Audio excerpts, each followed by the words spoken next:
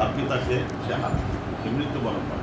তো এই যে বিষয়টা, এই যে কষ্ট, অতীতের যে স্মৃতিগুলা, যে নদী ভাঙ্গনের যে কষ্ট, একদম সাথে সাথে একজন বিত্তবান মানুষ যে নিঃস্ব হয়ে যাওয়ার যে একটা সন্ধিক্ষণ, এটা কবিকে খুবই মর্মাহত করেছে এবং হৃদয় উপলব্ধি করেছে এরকমের কত শত মানুষ যারা তাদের ঘরবাড়ি মানে নদী ভাঙ্গনের কারণে তারা বিভিন্ন দেশ থেকে দেশান্তরে, গ্রাম থেকে গ্রামান্তরে তারা নিজেদেরকে স্থায়ী করেছে।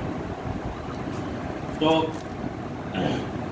ক্যামোফ্লেজ একটা কবিতা আছে, চমৎকার। যে ক্যামোফ্লেজ, আমরা যেটা জানি ক্যামোফ্লেজ হলো যে আপনার কিছু অংশ কেটে কেটে আমি মানে অনেকটা, এটাকে বলা হয় যে অনেকটা বলা হয় যে নিজেকে ছদ্মবেশ ধারণ করা, নিজেকে পরিচয় না দেওয়া।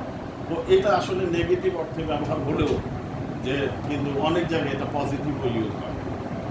যেমন আমরা যদি দেখি যে পথের দাবির যে শরৎচন্দ্র চট্টোপাধ্যায়ের যে একটা বিপ্লব নাটক মানে উপন্যাস, সেখানে দেখা যায় যে তার নায়কের এই অ্যাবিলিটিটা ছিল যে সে তার ছদ্মবেশকে ধারণ করে সে শত্রুদের থেকে নিজেকে নিরাপদ রাখতো। অনেকটা গিরগিটি টাইপের যে প্রপার্টিজ আছে, যে শত্রু দেখলে তারা রং পাল্টাইতে পারে।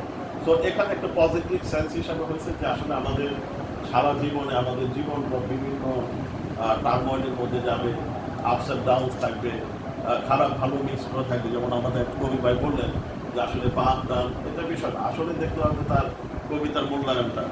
এভাবে তার ব্যক্তিগত ভাই সে আমরা অ্যানালাইসিস করতে গেলে কিন্তু আমরা আসলে জ্ঞান পাবো। ওকে, তো ভালো আছো? এটা একটা ব্যাপার। আরেকটা রিভার্ট প্রসেস, আমি অনেক কিছু জানাইতে পারিনি, গ্রুপে দিয়ে দিয়েছিলাম। একটা কবিতা আছে, ঝামেলা করতে আছে, এর ভিতরে অনুষ্ঠান অ্যানালাইসিস করেছিলাম যে আসলে যে এটা তার বামে থাকা অবস্থায় একটা লেখা হবে, বাম থেকে ডান যদি সরে আসছে তখন আসলে এই লেখা এখানে হওয়ার কথা। তো আসলে আমাদের মুসলমান যে জিনিসটা হয় রিসারেকশন, কিন্তু রিভার্ট প্রসেস কিন্তু আমরা আসলে বিশ্বাস করি না। অনেকে বলে যে এই বার্জাকের টাইমের যে নতুন জীবন সেটা একটা নতুন জন্ম, কিন্তু যেটা হিন্দুইজম বা জৈনিজম বা এরকমের যে ধর্মের মধ্যে আছে সেগুলো যেরকমের তার পাপের ফলের কারণে আবার রিভার্ট প্রসেস হবে, তার বিভিন্ন পানিশমেন্টের মধ্যে দিয়ে একসময় মুক্তি লাভ করে।